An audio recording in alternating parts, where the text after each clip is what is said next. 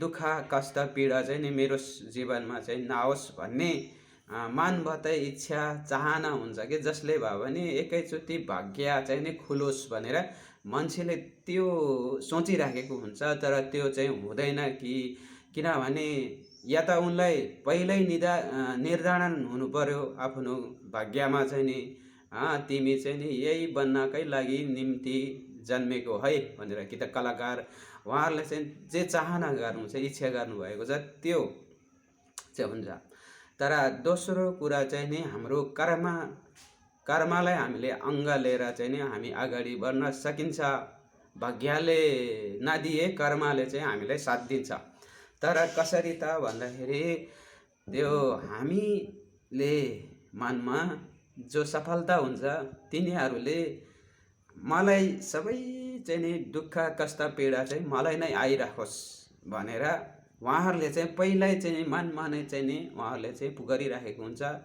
र ती साना दुःख कष्ट आउँछ त्यसलाई टार्छ, फेरि अर्को दुःख पीडा आउँछ फेरि त्यसलाई टार्छ, फेरि अर्को समस्या आउँछ त्यो समस्यालाई तार्दै तार्दै तार्दै तार्दै ऊ अलिक माथिल्लो स्टेपमा चाहिँ पुगिराखेको हुन्छ के, ताकि उनले चाहिँ नि झन् उनलाई दुःख कष्ट पीडाहरू आइरहेको छ उनलाई झन् मजा लागिरहेको छ कि त्यो चुनौतीसँग लड्न सक्ने एउटा मजा एउटा चाहिँ आइडिया उनले चाहिँ सिकिराखेको हुन्छ क्या, धेरै कुराहरू सिकिराखेको हुन्छ। त्यहाँबाट झन् ठुला समस्या झन् ठुला समस्या झन् ठुला समस्या ठुलो समस्यालाई उनले स्टेप बाई स्टेप पार गर्दै गइरहेको हुन्छ। त्यो पार गर्दै जाँदाखेरि ऊ चाहिँ नि लास्टमा अन्त्यमा चाहिँ ऊ सफलता चाहिँ हुन्छ।